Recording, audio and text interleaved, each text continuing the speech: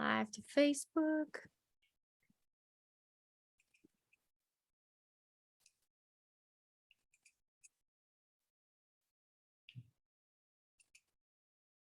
And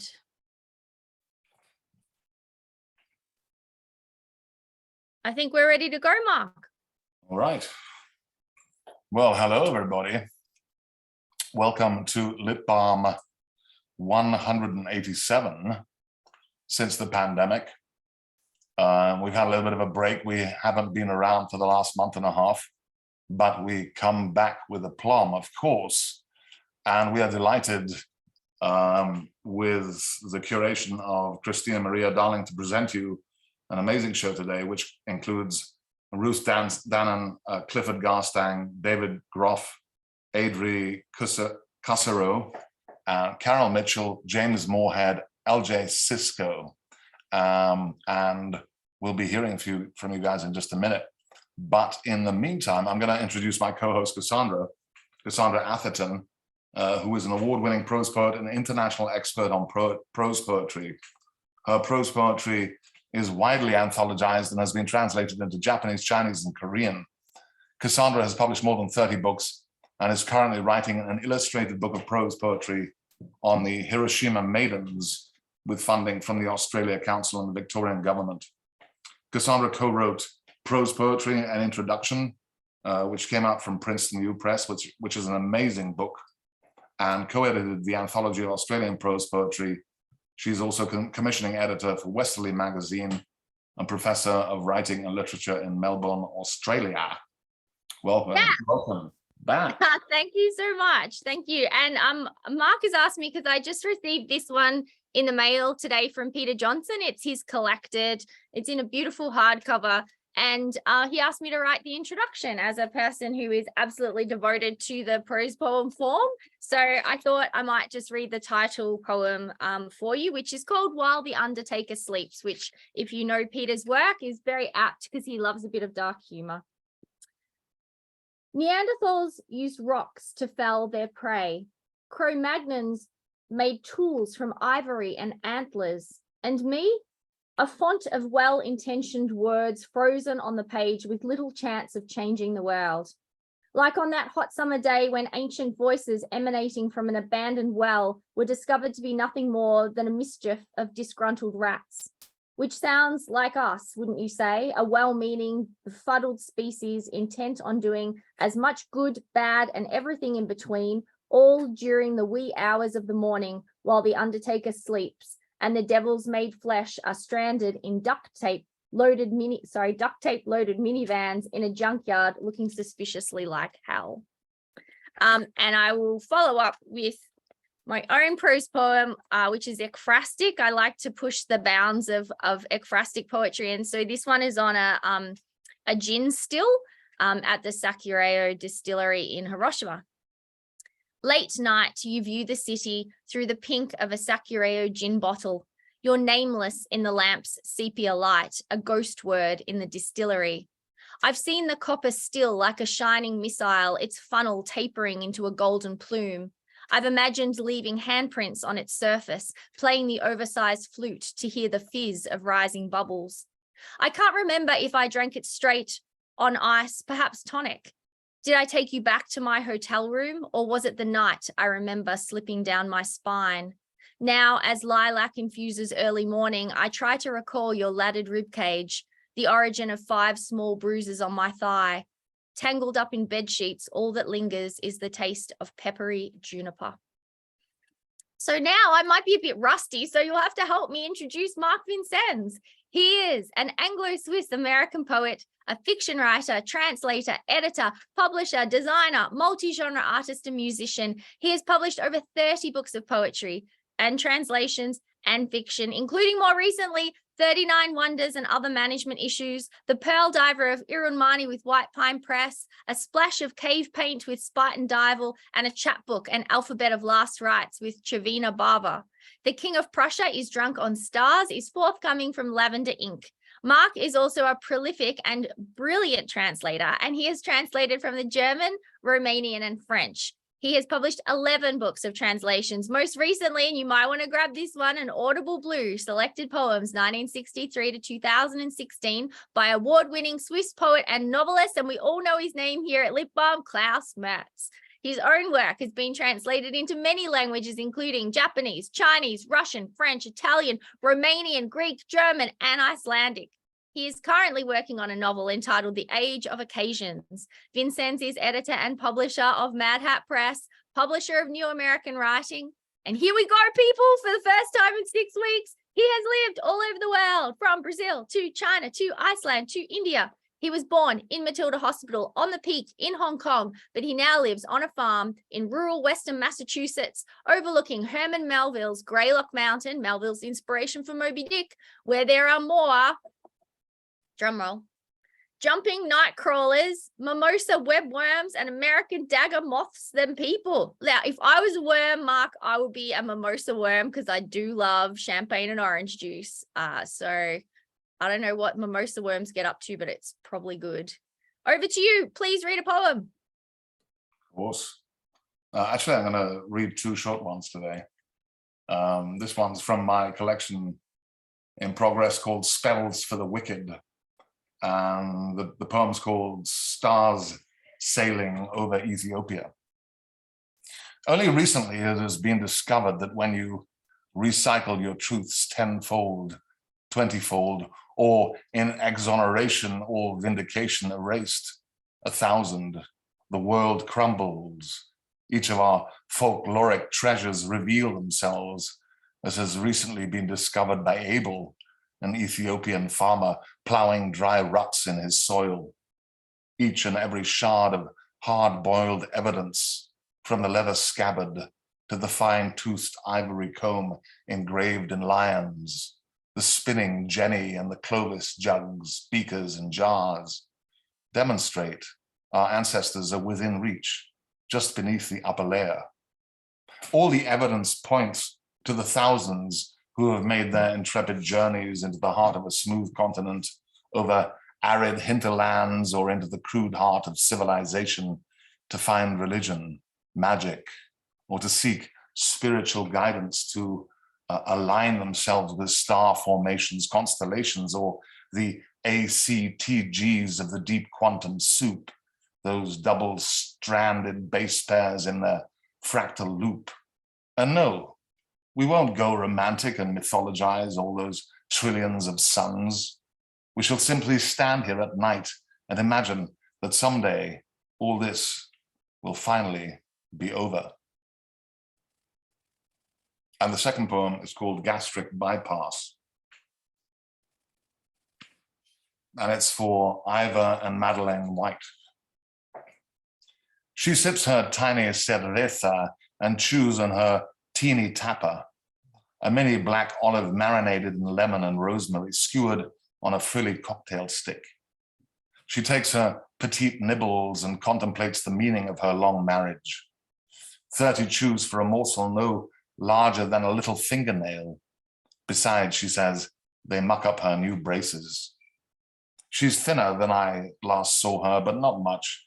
She's been indulging since our last cockatoo, Captain Redbeard, died. From the lead paint he stripped off his bamboo perch with the Captain Morgan logo and the I, Captain. Those Chinese factories will do anything for a greenback, she says, fingering her hot bleached hair, raising her Yves Saint Laurent sunglasses and pursing her lips into a frothy epithet. Pet stores are in cahoots. The Chinese are driving up cat food prices. She says when recently she tried to squeeze into her old bikini, her husband guffawed at the love handles that formed along her hips and the cellulite on her upper thighs. Who wants to tumble and roll with a fatty, she says, taking out her compact and reapplying her gray-blue eyes. She says for months she's resorted to eating parrot food, hard seeded biscuits that tasted like crunchy grains of bitter coffee, a business in which, by the way, her love bundle Ivor was a big investor. He had plantations as far afield as Indonesia, and money was no issue. So she had her stomach stapled to half its burgeoning size. Now, a single raisin is a full meal, which is delightful when Iva wants to slide her in beside him like a sleek slip of crisp paper. The little her inside says she remains persistently youthful. And that's that one. And now I'm delighted to introduce you to the curator of this fantastic show, Kristina Marie Darling, who is the author of 39 books, an expert consultant with the US Fulbright Commission, and twice awarded the Fulbright Scholar. Kristina's work has also been recognized with 3 residencies at Yaddo, where she held the Martha Wash Pulver Residency for a Poet and the Howard Moss Residency in Poetry, and 9 residencies at the American Academy in Rome. Thank you so much, Kristina, for curating this wonderful event. Well, thank you so much for hosting us, and thank you to our distinguished readers for sharing their work.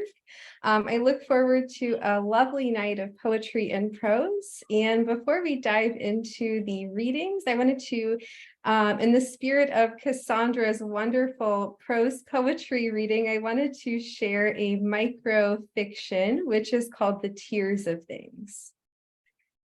I thought you'd never ask about the flowers. You see, the gatekeeper's ardor has begun to fade. I trace sweetheart letters you've sent by post, count little stitches on the sleeve of a shirt. This is how I sharpen the needle. Then you cut the thread. Now the leave-taking, the carte de visite. You're always cruelest when I arrive with gifts. So what do you like better, my dress or its shadow? What do you like better, the velvet box or the nothing inside? What I meant to say, the field is just a field. The snow is just snow. When I say your name, all the world goes out. And so it's been lovely to hear the work of our series curators, and thank you so much for listening. It is now my honor and pleasure to introduce the first of our distinguished readers. Ruth Danon's 4th book of poetry, Turn Up the Heat, has just been published by Nirala Series. Her previous books are Word Has It, Limitless Tiny Boat, Triangulation from a Known Point, a chapbook, Living with the Fireman, and a book of literary criticism, Work in the English Novel, which was reissued by Routledge in 2021. Her poetry has appeared in several anthologies and was selected by Robert Creeley for the Best American Poetry 2002. Her poetry and prose have appeared in Hayden's Ferry Review, the Florida Review, Tupelo Quarterly, Post Road, Versal, Mead, Balm, the Paris Review, Fence, the Boston Review, and just about every other prestigious venue where poems appear. She has been a fellow at the Ragdale Foundation, the Corporation of Yaddo, the Ora Lerman Foundation, and the Virginia Center for the Creative Arts. For 23 years, she taught in the creative and expository writing programs that she directed for the School of Professional Studies at New York University and was founding director of their Summer Intensive Creative Writing Workshop. So we are truly lucky to be welcoming Ruth Danon, and please join me in giving her a round of applause. Thank you so much, Kristina. And thank you, Cassandra and Mark and everyone here for having me and being with me. I'm very excited to be here reading from my new book. To prepare for this reading, I listened to some older Lit Balm episodes, and one of them included my friend and colleague, Martine Bellin, who is actually here tonight, and whose most recent book has been published by Mad Hat. And she opened her reading for Lit Balm with a poem called Cat which is the first poem I ever heard her read and which I absolutely adore. And so that got me into trouble immediately. And so I'm now going to begin my own reading with a cat. And sadly, cats appear throughout my reading today. There's a theme. Vectors. Ella, the cat, on the ledge, on the edge of discovery. Her eyes follow an uncharacteristic helicopter until it flies out of the window frame. A matter of prepositions, or the novel proposition that what remains outside of direct perception is a lure of sorts. See the turn of head, the arched neck, the quivering body of the small cat, her hunt for what can't be seen or known. I love what's off the edge of the page. It leads somewhere. Now the helicopter gone, now the empty gray sky. The quivering persists until late in the day.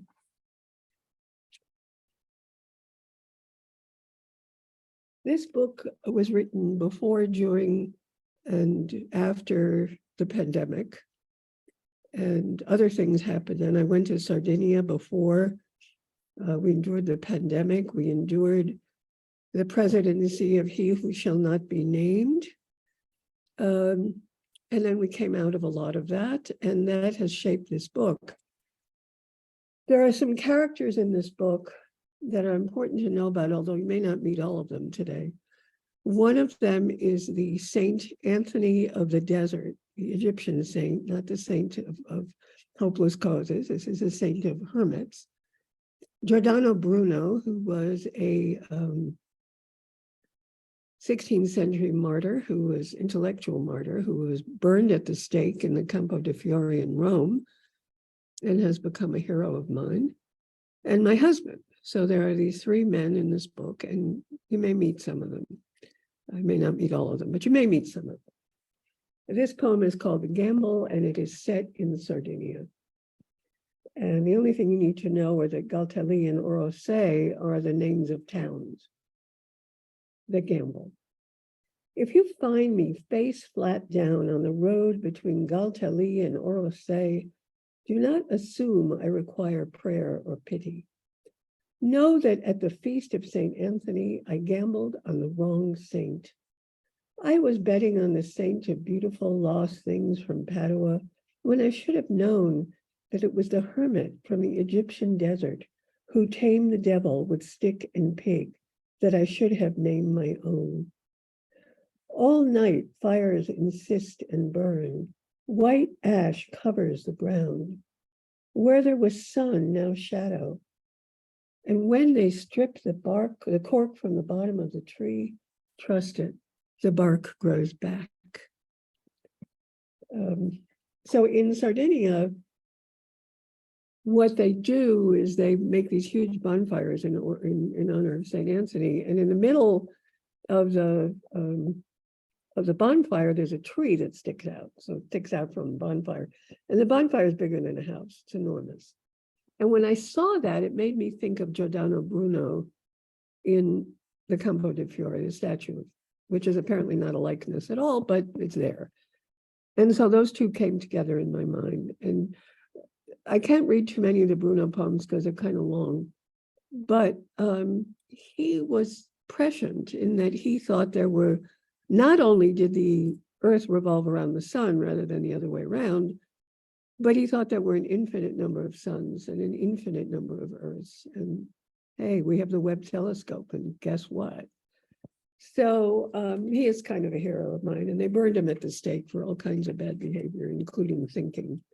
So this poem introduces not Bruno, although he's in the back, but my husband, and describes marriage as a kind of flat earth society. The ongoing persists, even though there is no way to count all the stars in the sky. Let's read them as metonymic of the internal universe. That's how it is with marriage. No way to count the ways it succeeds, fails, succeeds, remains tentative and stubbornly strong, even after so much time. It's our own universe, after all, the only one there is, the one we made. We tell the cats when they wish to venture into the hallway, the whole world is here. There's nothing out there at all. We stay flat out on our flat earth. We know that beyond our borders, there be dragons. Hic sunt. Here we are.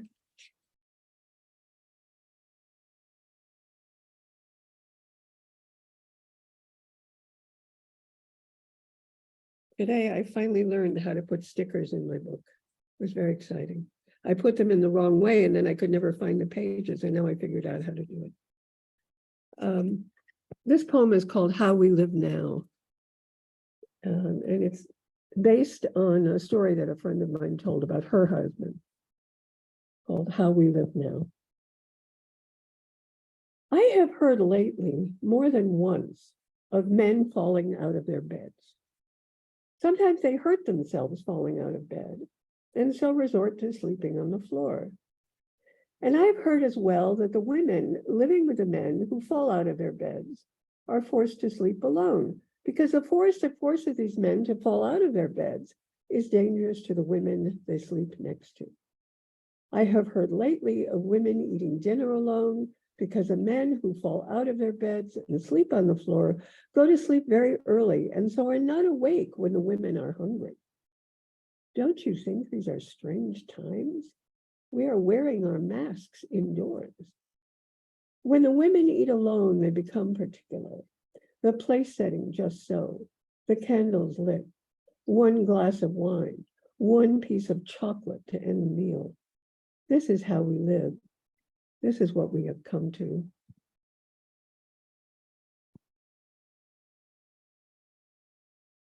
I live in a place, you can't see it, but in front of me are huge windows and trees and a lot of sky. And often we see hawks. This poem is called Hawks. Name the elements of the observation: swooping birds, blank sky. Advance to some form of naming. Say hawk, say arc, make blank equal white. Pair the hawk with the sky and imagine flight as a kind of writing. The sky stays white until the hawks fly, soar, swoop, arc in great asemic loops. Hawks, tell me a story. Time passes, long enough for someone to die. The sky fills.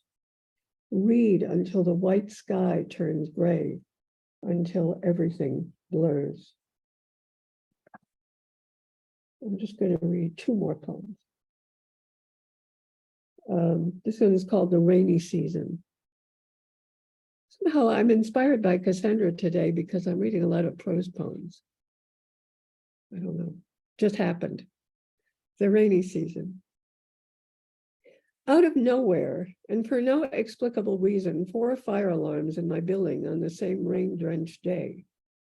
Loud and incessant, bright lights flashed in the hallways. 4 times the fire company came with massive trucks and tall men. The men walked around the parking lot and climbed the stairs with their masks and hatchets, found nothing, proceeded to the machine room and turned off the alarm. And then it happened again, and a third time, and a fourth. Always the big red trucks and the tall men and the hatchets and the walking around and the climbing of stairs. By the third time, everyone in the building stayed in their apartments. This is what passes for excitement in my life. Also that the small cat striped to the hilt, morning and night, curls comma-shaped against my thigh. For months she licked the fur off her belly, a manifestation of anxiety. There have been no more alarms today. It has stopped raining. Fur is growing on the cat's belly.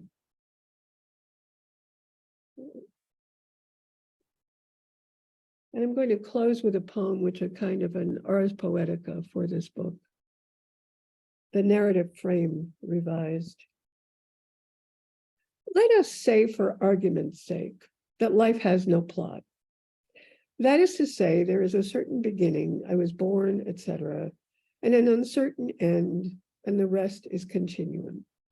Event, large and small, followed by event, small or large. And let us say that each day I drink roughly the same number of glasses of sparkling water, 1/3 filled, and that running out of this water that comes in green bottles is an event we work hard to prevent. The persistent need for water in life is a kind of tedium.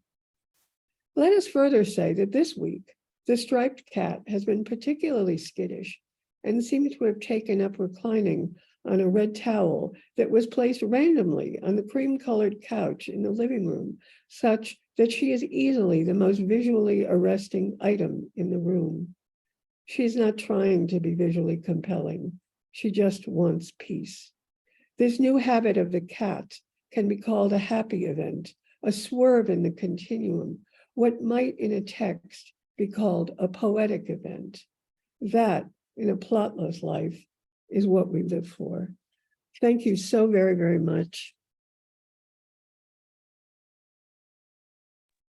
Ruth, thank you so much for a gorgeous reading. As always, I admire your ability to ask really compelling, ambitious philosophical questions, like the limitations of language and what lies beyond the page, but at the same time, these really ambitious philosophical considerations are tempered by moments of humor, surprise, and wonder. So beautifully done. And thank you again for a lovely reading. It is my honor and pleasure to introduce our next reader. Clifford Garstang is the author of 2 novels, The Shaman of Turtle Valley and Oliver's Travels, and 3 short story collections, House of the Ancients and Other Stories, In an Uncharted Territory, and What the Zane Boys Know, which won the Library of Virginia Literary Award for Fiction.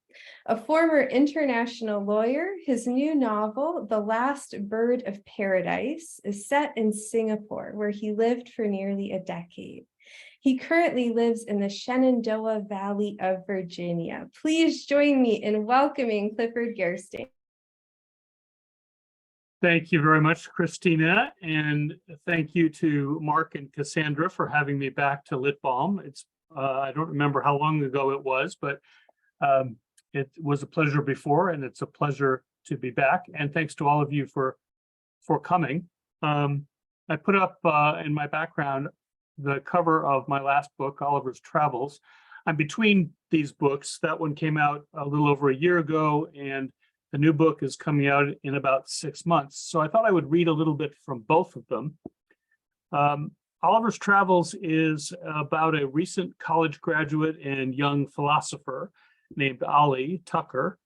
And he's rather lost in life. He doesn't know what he's doing. He lives vicariously through a character that he has invented named Oliver, who travels. And so that's who the title is from, Oliver's Travels. And but the main thrust of the book is that he has a repressed memory of childhood trauma. And he feels that in order to get on with his life, he really needs to find out what happened. And various things lead him to believe that his uncle Scotty holds the key to solving this mystery. And unfortunately, no one will tell him or doesn't know where Scotty is. So Ollie has to undertake a search to find out where Scotty is. And ultimately, he begins his own travels in search of Scotty. So I'm just going to read a page from the book that talks a little bit about both his search and his philosophy. And I use these handy little stickers myself. So that's after Christmas, I resumed my search for Uncle Scotty, but I'm stymied. I'm no private investigator.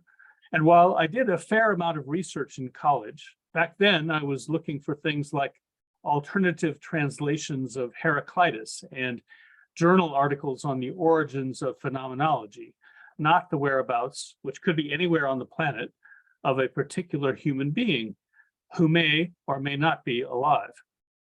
Still, having reached a dead end on the internet, I make phone calls to the Marion County Clerk of Court in Indiana to find out if they have any record of Scott Tucker, birth, death, or otherwise.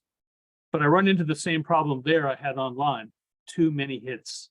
I call the local newspaper, the Indianapolis Star, but I can't even get anyone there to talk to me. I call Indiana University on the off chance Scotty had been enrolled there, but the registrar won't give me any information about anybody. He could be anywhere. How will I ever find him? Although we cannot be said to know something about which we admit even a molecule of doubt, we can know other facts intuitively. And yet our intuition is not infallible.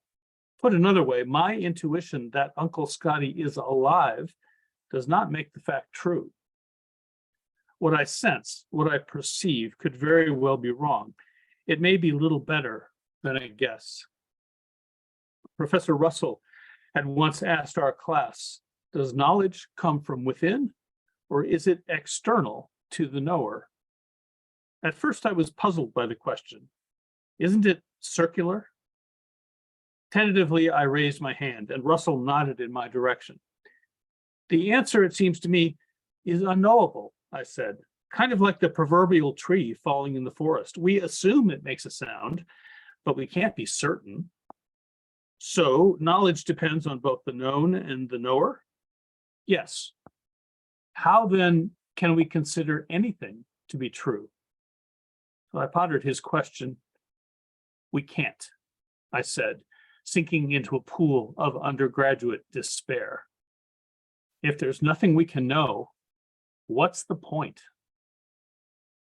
So that's Oliver's Travels, which came out last year from Regal House Press. And my new book, The Last Bird of Paradise, is coming out next year in February. And it is about two women in Singapore.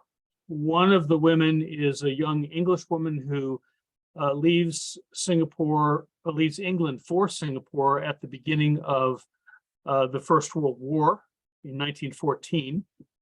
And she is a painter, which is important to the story. And the other woman is a young lawyer in New York City who moves to Singapore after 9/11 with her husband. They both find New York to be intolerable in early 2002, and so they move. The thing that connects these two women, there are a couple of things. One is that they're both concerned about the causes of terrorism, international terrorism in particular, being related to exploitation by the powerful. So the book is really about unequal power dynamics, and both of these women experience this in different ways. But for today's reading, the other thing that connects them is art. And ultimately, the New York lawyer, when she moves to Singapore and is furnishing her apartment, acquires paintings by the English artist. So you'll see a little bit of that in these two short excerpts.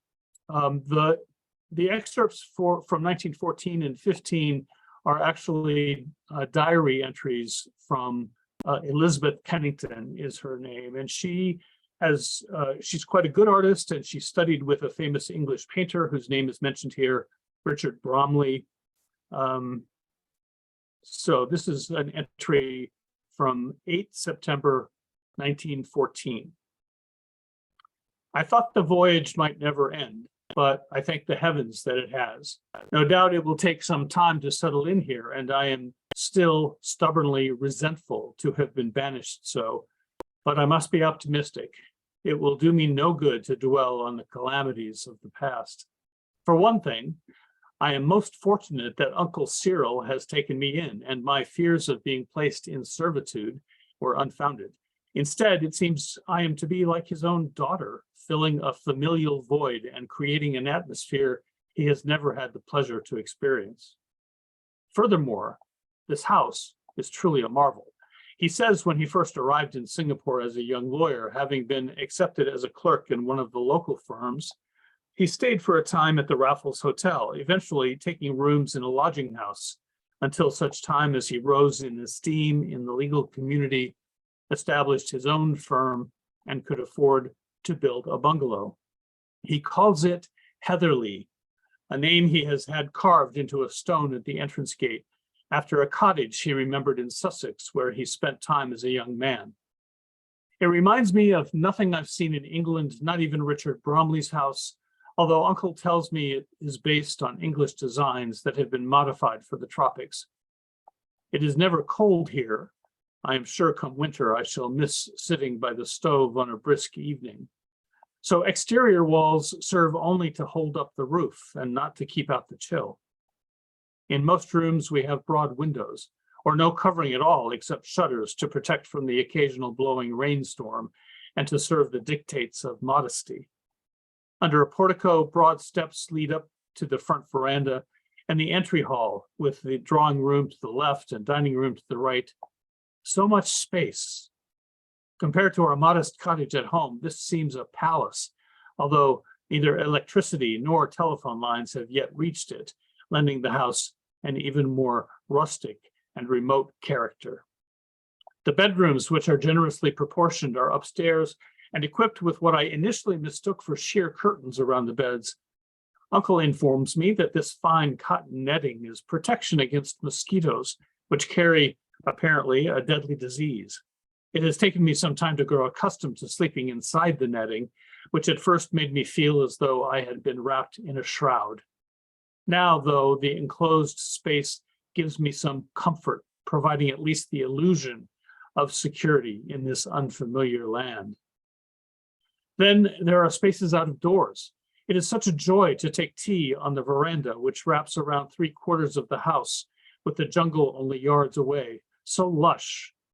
I have not yet ventured close to examine the varieties of trees, shrubs, and flowers, but I am excited to paint it all. Incredible colors, reds and oranges and yellows, and every shade of green. So vibrant. So that's Elizabeth, and she continues to paint. She creates a number of works. She also meets other residents of the colony, including a British officer with whom she falls in love, and also his lieutenant Raj, an Indian conscript in the British forces, who also is of interest to her. And then in 1915, there is a historical event that is quite tumultuous, and that impacts her lives and the lives of all the people she knows. And these diary entries are interspersed throughout the rest of the story, which is mostly about this New York lawyer. So Ashlyn Givens was a senior associate in a New York law firm, educated at Harvard, but she gives up her career to join her husband in Singapore when he takes a job with a bank. And while she does work, she gets a job with a local law firm. Mostly she is relegated to a position that she is resentful of and not comfortable with. So as I said, the thing that connects the two women is that Ashlyn acquires these 3 paintings by Elizabeth Pennington, and they really speak to her. And in fact, they come alive for her in mysterious ways. So I'm just going to read another short section from Ashlyn's point of view. Because he was keen to establish himself in his new position and so was working long hours, Liam had left the furnishings entirely to her. When he put it that way, she felt another stab of resentment for herself and on behalf of wives everywhere. Was that going to be her role now, housewife and interior decorator? She had little else to do, though, so the pain dissipated quickly, and she found she enjoyed the process of filling the large apartment, an outlet for long lost artistic dreams. What she'd assembled so far pleased her, a combination of the chrome and glass pieces they'd shipped from New York, and oddities she'd acquired here that added local and, to her eye, exotic flavor. An antique Chinese chest with delicate ink paintings on the doors, Persian carpets she'd bought from a mysterious Iranian rug merchant, and houseplants in barrel-sized pots that helped fill the expanse and also brought the tropics inside without bringing the heat in with them. The most astonishing finds, though, were the 3 paintings she'd hung in the dining room. The extravagant purchase from a small shop called Orientalia was an impulse buy, but the paintings done in the early part of the last century by an English artist, Elizabeth Pennington, enchanted her. There were 3 of them, each alive in its own way.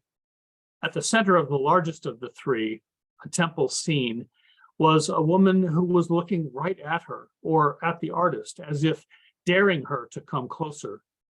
As she watched, smoke rose from a cauldron next to the woman, and the scent of sandalwood drifted toward her. A trio of children danced across the temple courtyard. They laughed and pointed at her, shouting words she didn't understand. Thank you so much for listening, and I look forward to hearing everyone else tonight. Clifford, thank you so much for an incredible reading. I have to say, I am in awe of your writerly skill. Only an incredibly talented writer could imbue a discussion of epistemology of all things with such urgency and pathos. So beautifully done. And thank you again for a lovely reading. It is my honor and pleasure to introduce our next reader. David Groff has a new book out called Live in Suspense, and it was just launched by Trio House Press to really excellent reviews. His previous book, Clay, also from Trio House, was chosen by Michael Waters for the Louise Bogan Award. His first collection, Theory of Devolution, was selected by Mark Doty for the National Poetry Series. He is the co-editor of Persistent Voices, Poetry by Writers Lost to AIDS, and Who's Your Daddy? Gay Writers Celebrate Their Mentors and Forerunners. An independent book editor, he teaches poetry and publishing in the MFA in Creative Writing program at the City College of New York. We are truly lucky to be welcoming David Groff, so please join me in giving him a round of applause.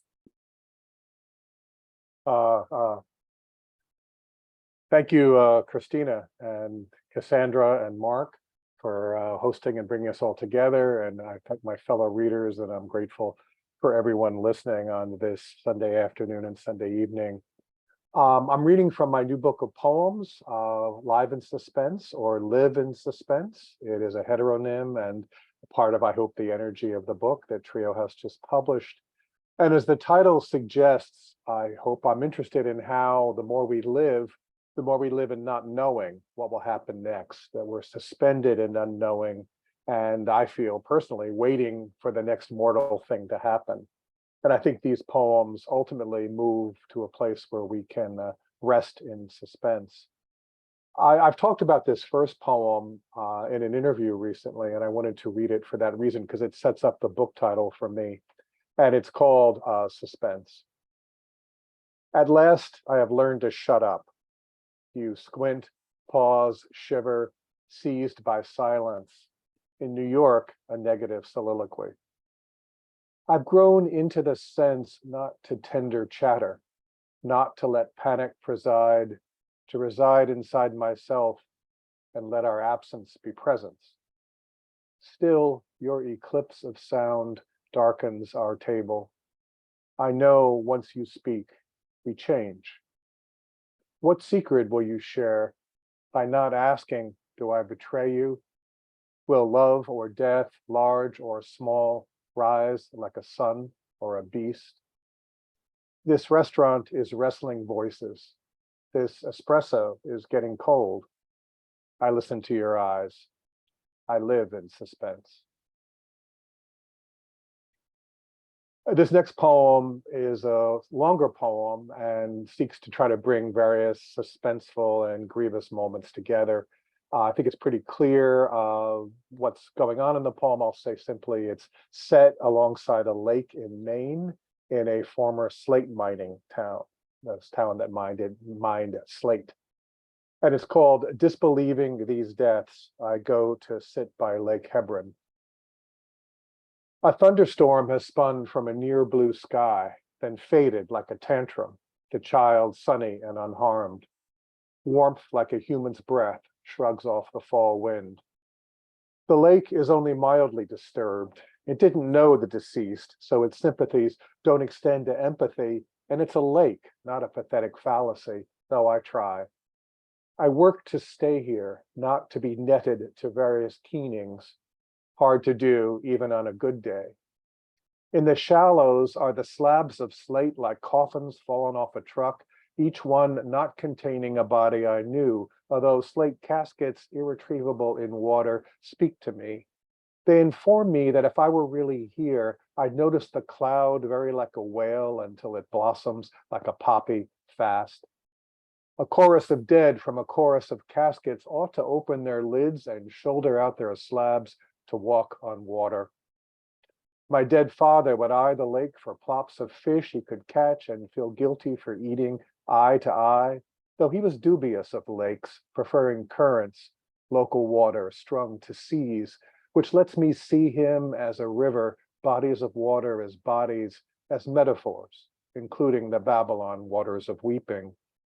My mother's city-born should stride to me across the tidelessness, the wind revealing her girlish nape, and George, my most recent dead guy, cleared of the thunder behind his brow, and now rise right here, part of the democracy of day, along with Daniel Crispin, 25, dead on 9/11, 18 years ago today, a man I know from a poster gladly diving at 43 into this crisp water, warmer than dying young.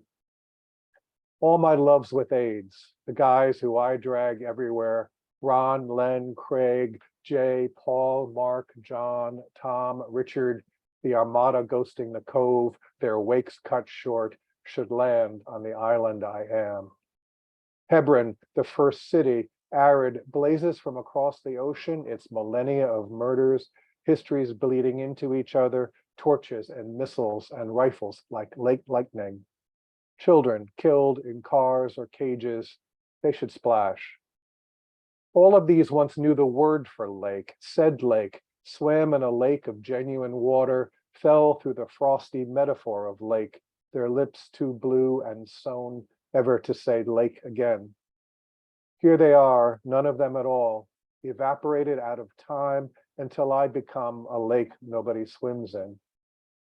Again, the trees tremble, the clouds lower their cliche of brow, the water snaps like a shroud. It is a day in September, more thunder to come. The lake is alive with togue, perch, and bass. I live in New York City and I spend a lot of time on the streets wondering about people and who they are and what they're up to. And this poem is sort of on the street meditation around that. And the title comes from the penultimate line of Theodore Roethke's poem, Elegy for Jane, my student, thrown by a horse. I with no rights in this matter. All day I have been looking for my children, who I know will never exist. I do not find them in the forms of my students, though I would pluck them out of traffic as if my genes were speaking. Nor are my children my nieces and nephews whose blood bears resemblances to my own, in whom I echo. They have parents to belong to, and I borrow them.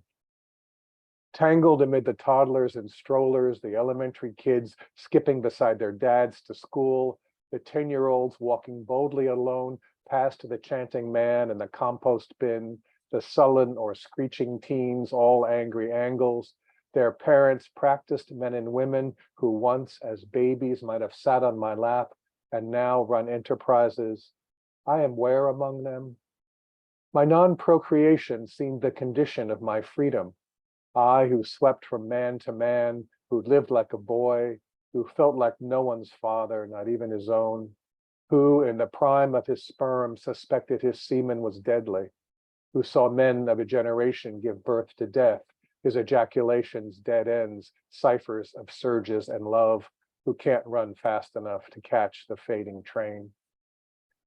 Still, I feel in the fork of my genes those millions I produce even now, however warped and bent, clamoring to make half the child I will not make, striving inside me as I try to bear the mostly straight world stranger children, offspring owned by no one, really, amazing in their incipient decay, stray as leaves and already scattering, running to the risk of the intersection. All of them, my letters to God on the street. I let them go ahead of me. I'm going to read just one more poem from later in the book. It is the book, I think, moves from living and grappling with suspense and that tension into, I hope, a kind of more restful place where we might actually rest in suspense, in not knowing, and maybe ultimately not being. And this poem is sort of about that. It's one of the many poems that has an animal in it. There are lots of bugs and birds and dogs even in these poems, much to my surprise. And this one has one of those creatures. It's called Birthday Wish. The dog doesn't know he's a dog, though he knows all he needs to know to be a dog. That tree over there, the one with two branches conducting green music, can't spell chlorophyll or chill. It does not bark like a dog. The tree knows how to shed its coat when autumn comes, and the dog senses he sheds his fur in spring. Such contrary seasons, unconscious of being seasons or seasons passing, just as the dog won't know when he's not a dog, and the maple won't comprehend the hatchet coming, or the rot, or fire. May I, like the dog, the tree, their limbs, their bark, their barklessness, the coming fall, the fire, the hatchet, and the rot, know only what I need to be. Thank you so much for listening to my poems.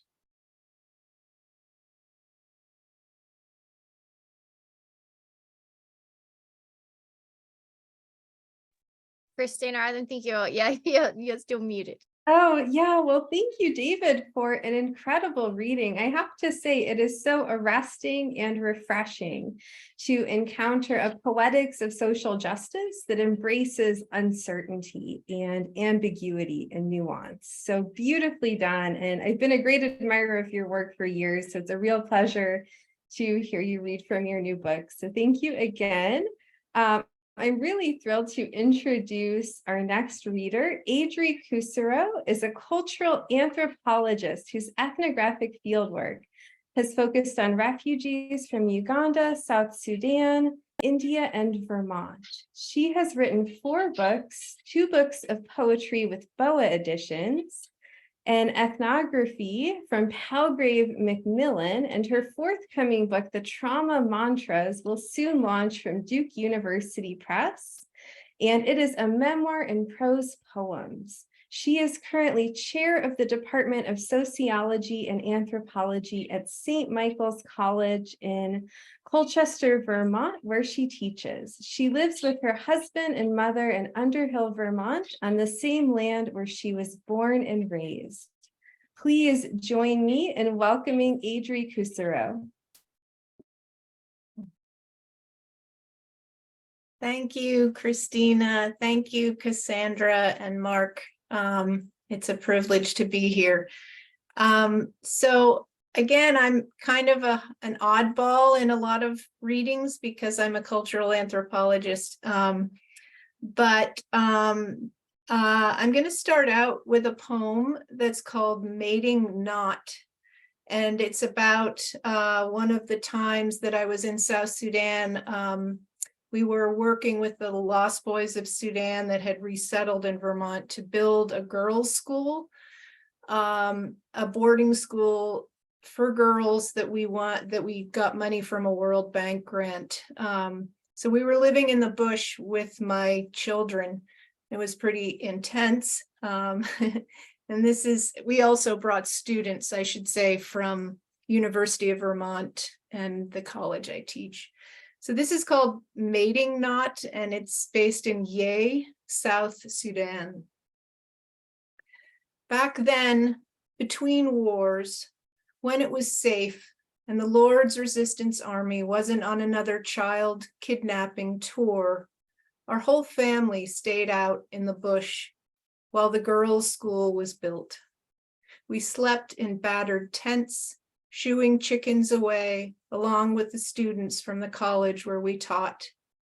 Between the mangoes falling on our tent, the diesel generator belching on and off, the diving bats, and the eerie drums marking the death of a toddler, we couldn't sleep. So I dug into my purse of endless pharmaceuticals, found a soggy Benadryl to put an end to this god-awful day. Hours later, still awake, adrenaline waging its war against Benadryl, I snuck off in the hopes of plugging in my laptop to the generator outlet. The competition would be steep. Students watched their laptop battery obsessively, competing for the best spot near the generator in the early morning queue. Even in the dim light of moon, you couldn't miss it.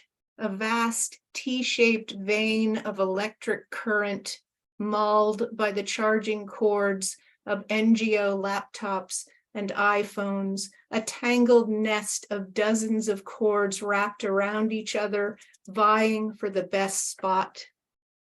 I could barely look at it, so like the writhing pile of snakes we saw near the river in a mating knot, the one female with her head barely risen from the suffocating mass. When I wormed my fingers deep into the pile, I risked pushing others' cords out, but amid the hot heap, I found one spot open and pushed my cord deep into the socket, hoping it wouldn't overload.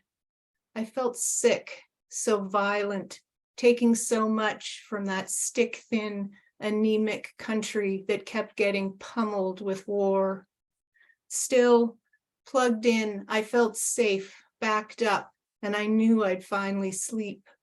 When I got back to the tent, there was my daughter, gentle, kind child of perpetual worry and wakefulness, limp and finally asleep. Her fingers white knuckle gripped around her iPhone, her headphones on her pillow, the tiny sounds of Harry Potter skittering like mice into the vast Sudanese bush. The next poem I'd like to read is called Patchwork Quilt for a Congolese Refugee. And I work with a lot of refugees, especially as an anthropologist. I'm very interested in critiquing cultural conceptions of trauma and how we often think we know what's best for refugees in order to heal, and we tell them they need talk therapy, they need exposure, etc., which and the refugees don't always agree with. So there's a quote. It starts out from the Alayarian Refugee Therapy Center that says, "Not all want to relive the experience. Rather, they need help building up structures that contain and imprison it. Then they need to learn to live and move on." None of the white coats predicted the autumn leaves would be such a trigger. Every fall, she grew suspicious as the days passed, sly and dark behind her, and the earth shifted slowly in its seat. Blood orange blotches caught and spread like birthmarks along the Green Mountain Range. In the cold, balding woods where they told her to walk for exposure, she could hardly breathe when she saw it. The sugar maples' gory neon spill as if kicked in the gut, the first burning blood veins, scarlet bolt of lightning. Week after week of exposure, she did not improve. This is what I told her. She could sit quietly letting the lonely Catholic priests sew the dull needle of Jesus through the little jungle brute who crammed a gun up her nose. She could spend her whole life picking through images of gang-raped, machete-gutted women, cobbling together a patchwork quilt with its bold African traumas in vogue now. She could fall in love with a rapt audience clinging to her words as she TED Talks the noble tragedy of her story. She could drag her past around like the American kids with their baby blankets, demanding their rights to bedtime stories. She could even sell it at boutiques where Americans shop for fair trade. Or as the eerie geese fly south above her and the cold creeps across her skin, as crimson gashes rip through the hills with their brilliant, mad infections, she could let the blood leaves break her apart, let go of it all, and finally just begin.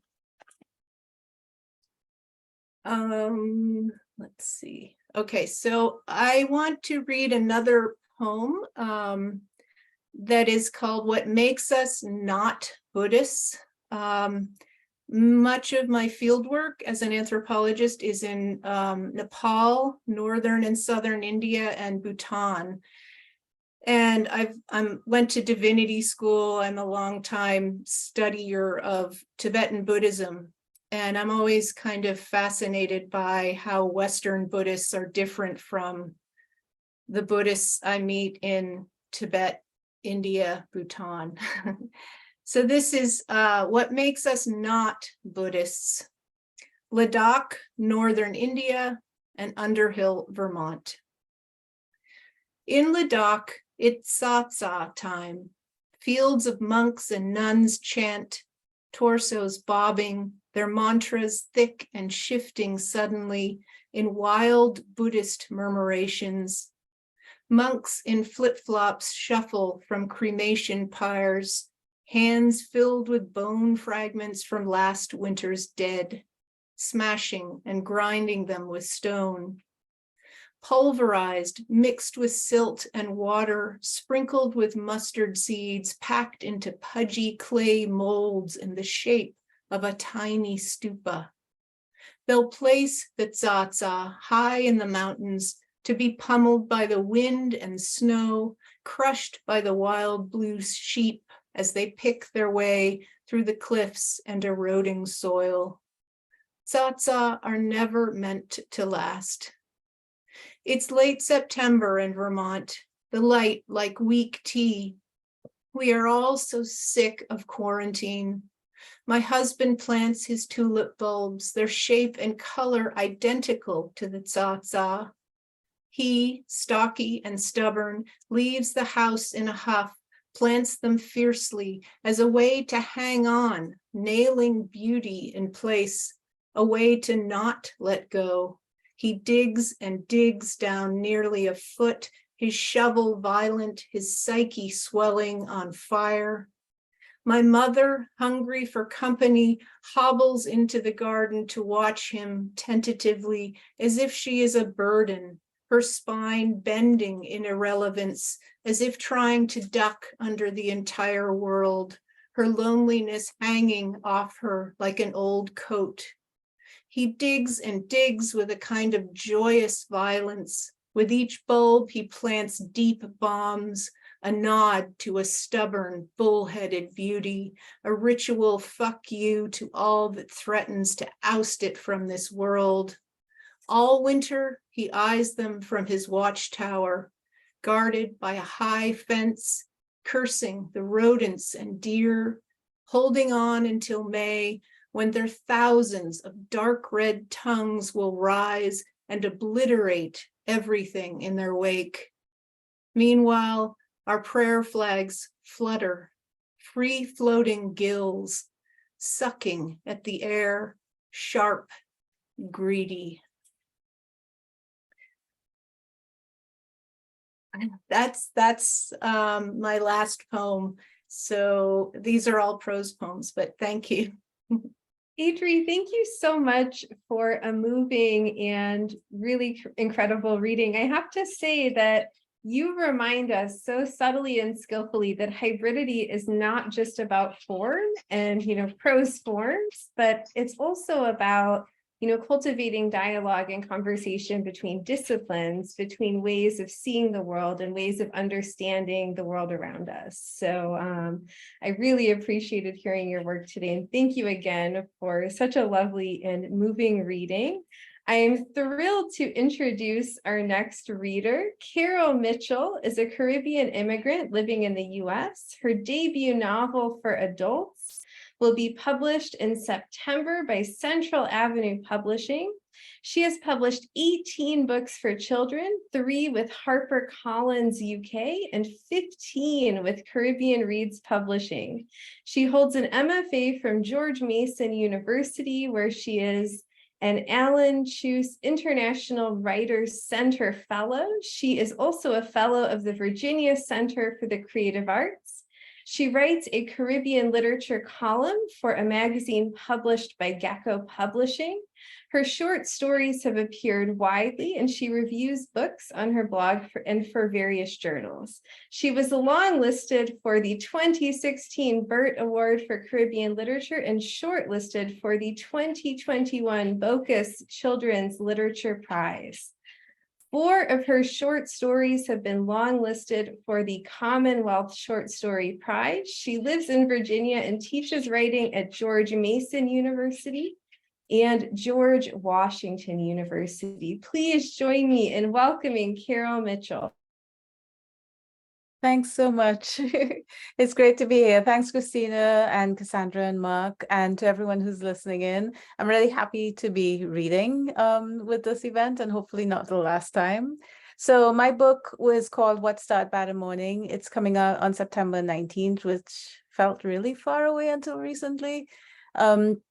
It's interesting to hear about Oliver's travels, Cliff Garstang, because there's some similarities, except my protagonist is actually very reluctant to uncover her repressed past. She's in her 40s, she's living in Northern Virginia, and then in the very first beginning of the book, she meets someone who causes her past, like her memories, to unravel.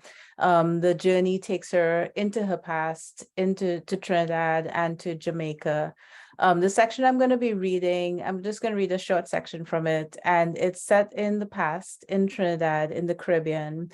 Amaya, who's the protagonist, she's 19 at this time, and she's pregnant, recently married, in that order, and her mother-in-law has only reluctantly taken her in, mostly because of the order in which that happened. Her mother-in-law also, just for a little context, she entered the US visa lottery and she won. And so the family is making plans to move to the US, but they're still in Trinidad at this time. So I'm just going to read a little bit from one section of it, and I hope that you enjoy it. It's the first time I'm reading this section, so we'll see how it goes. In the last month and a half of my pregnancy, I kept the computer on the desk in our bedroom running all day. The low whirring of the CPU's fan, a comforting backdrop as I struggled with how I felt about my future with this new family that was being built around me. Brian used the machine to study in the nights, but in the daytime, even as my protruding stomach made sitting increasingly uncomfortable, I spent hours in front of the screen, playing a game in which I stacked colorful blocks. There was something satisfying about the process of building, even though my edifices were totally dismantled with every loss. In that respect, the game truly mirrored my life at that time. Mrs. Lynn hated the game. "When last you read a book?" she asked me one day. I jumped. I'd been so engrossed in directing the falling bricks, I had not heard her enter the bedroom. Retorts about the nicety of knocking and the peril of scaring pregnant women rose in my throat, but I kept my lips pressed together. Silence had become my armor, more effective than words at fending off Mrs. Lynn's insults. I clicked on the mouse, and a cluster of 3 blocks, 2 next to each other and 1 freeloading on the top, slid into an open spot in the pile accumulating at the bottom of the screen. 3 more blocks drifted down, hypnotic, the way I imagined snow would fall from the sky when we experienced our first winter in the United States. I focused on another block of tree and turned it so that the single block was on the bottom, hanging on as if any moment it could fall and be crushed by the top two. The screen went blank. What the? Oh, so now you could talk, huh? Mrs. Lynn held the power cord for the monitor in her hand. The soft bleeping of the game continued, and I imagined my blocks falling, unmoored, crashing into the piles below. Mrs. Lynn's face was red. I wondered if I reached out and touched her cheek, if my fingers would singe on contact. I forced my own face into a facade of calm. Using the edge of the small computer desk as support, I pushed myself into a standing position and walked past Mrs. Lynn. I walked out of the room and down the hallway towards the living room. Mrs. Lynn followed me. You scrambling my grandson's brain with that chippiness. You should be reading or listening to some classical music. Do something constructive for him now, for I stopped in the narrow hallway but remained silent. What you gonna name him? She asked. I placed a hand on my stomach and thought about the ultrasound conducted at the upscale clinic Mrs. Lynn had insisted I attend, which had confirmed the gender of the child growing inside me. I had not known until that moment how much I wanted him to be a boy, or rather, how much I did not want him to be a girl. Every time I thought of mothering a girl, I found myself engulfed with a series of images like a cinema reel. The one that came to me most frequently was of a girl I did not know sitting between her mother's legs, getting her hair combed. The snippets themselves were not unpleasant, but they left me with an intense sense of doom I could not explain. I considered keeping my silence, or worse, continuing my journey through the sunken living room and into the kitchen. But that Caribbean upbringing that engendered an innate mixture of fear of and respect for older people overruled. I knew there was only so far I could and should push my mother-in-law. So I responded, Taiwo. She was silent for a moment, then she spoke. Taiwo? Like the Chinese town? A wave of exhaustion washed over me, although it was only 10 a.m. I could leave Mrs. Lynn to believe that her grandson could carry a name that even vaguely reflected his Chinese heritage. And why not? I spent a lot of time thinking about the name I would give to the baby moving in my belly. Alexander, defender of man. Patrick, noble. Eric, ruler. I discarded them all. I did not feel qualified to impose a characteristic or destiny on the child at any point, and certainly not while he was still in my womb, an unknowing quantity apart from being human and male. Better to choose a name that described how he had come about, or to honor someone who had come before him. Is a Yoruba name. Yoruba? Mrs. Lynn said the word slowly, like she could taste it bitter on her tongue. I thought Jamaicans came mainly from Nigeria. I repressed a sigh. Yoruba isn't a country, it's an ethnic group, a part of Nigerian culture. Mrs. Lynn looked at me, her eyes narrowed, her brow, ever softened with a myriad of creams and lotions, furrowed, and her lips pursed as if she had just taken a swig of tamarind juice she had mistakenly thought was sweetened. You even know what that name means? She asked. Suppose it's a curse word or something. I hesitated again, heat rising in my chest at her insolence. I'd heard the name on the BBC World Service. The announcer was reporting on twin Nigerian athletes, Taiwo and Kehinde, who were breaking records in the Olympics triple jump event. The announcer was fascinated by the athletes and their story and repeated their name several times. Something in me stirred. I did not have the words to explain how, when I spoke the name Taiwo out loud, my whole being had responded with a sigh. The syllables, which I was sure I had never sounded out together before, felt natural on my tongue, as if the name was one I had spoken every day in a previous life. I felt certain this was the name I should give to my child. In that moment, I had mused that the name must have a profound meaning, but when the announcer, as if reading my mind, explained the significance of the twins' names, I was no closer to understanding the impact it had on me. It means the first twin to taste the world, I replied. Twin? Taste? Mrs. Lynn snapped. What stupidness is that? Brian agreed to that? The baby is mine too, I replied. And only 1/4 Chinese, I thought, but did not voice. I was not sure if that's how genealogy worked, but I assumed that if Brian's father had been half Black and I was wholly Black, then the offspring Brian I produced would be more Black than Chinese. But what if he got a half of Brian's genes that had mainly Chinese influence, or a half that had none at all? I wondered if that was possible. Mrs. Lynn's eyes narrowed even further until the blacks of her pupils were barely visible. You so vexed all the time. What happened to you? She cocked her head slightly to the side as if to get a better look at my face. When you were a child, who hurt you? A rush of sound filled my head. The sound of the sea, I thought. It grew louder until it was a pressure in my brain, a tidal wave threatening my stance. I stumbled into the kitchen, my eyesight blurred. I reached for the back of the chair and stood, hand propping my back, supporting my baby. I felt myself slipping downwards, falling, not physically, but falling away from my present into a black hole where memories should have caught me, strengthened me, supported me with the insurance that I had endured before and survived. But there was nothing to stop my fall. Breathe, I repeated in my mind, breathe. Slowly, I began to feel more balanced and I was able to move. I opened my eyes to find Mrs. Lynn staring at me.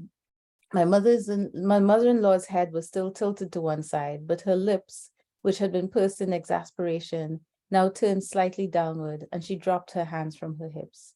Genuine concern filled her face, and she reached out with a carefully manicured hand towards my nail-bitten one. I tensed, and Mrs. Lynn retracted her hand, using it instead to smooth her own hair. She leaned closer to me, although she did not attempt to touch me again. I stepped past my mother-in-law, opened the back door, and entered the garden. The sun struck my face, fingering through the muted fog of my brain and clearing my mind. I looked around. The yard composed mainly low-cropped grass, 3 fruit trees near the property line, lime, soursop, and mango, and a clothesline made from 2 T-shaped white metal poles about 15 feet apart and connected by long vinyl ropes. Colorful pegs held 5 of Brian's white shirts on the line. They swung, flapping, carefree in the breeze. Can I plant something? I did not look behind me. I knew Mrs. Lynn was there. I hoped the concern she felt would translate into indulgence. We're leaving in a few months, 4 at most. Why you want to plant now? I won't take much space. How about over there? I pointed to the eastern corner of the backyard, partially shaded by the lime tree, the spot I saw while sitting at the computer in the bedroom, and the spot in which, in my mind, I had already planted a scaled-down version of the garden I had left behind in Jamaica. You want me to do something, don't? Something for the baby? This is what I want to do. I heard a sharp exhalation, and I knew I had won. I stood in Mrs. Lynn's yard for several minutes, staring at the spot, moving plants in my mind, picturing them established, instinctively knowing where they would prefer to be placed, where they would flourish. The area was small, and I'd have to choose the seeds carefully. I did not know where I would get the knowledge, but I wanted to grow things I would need to help the baby, leaves to soothe stomachs, to entice milk production, to naturally ease pain. Planning the garden reminded me of the computer game, choosing where to drop the blocks, but instead of sprouting a short-lived wall, these blocks would sprout new life. We'll have to give the soil a good soak first, Mrs. Lynn said behind me. The rainy season soon come, but these days dry like bone. I looked up at her, but instead of the condescending expression I expected to accompany the advice, I saw in her face an unveiled plea for a truce, for companionship. You're right, I replied. So that's a part of Amaya's story. Thanks so much for listening. It's been a real pleasure reading here this evening. And thanks again.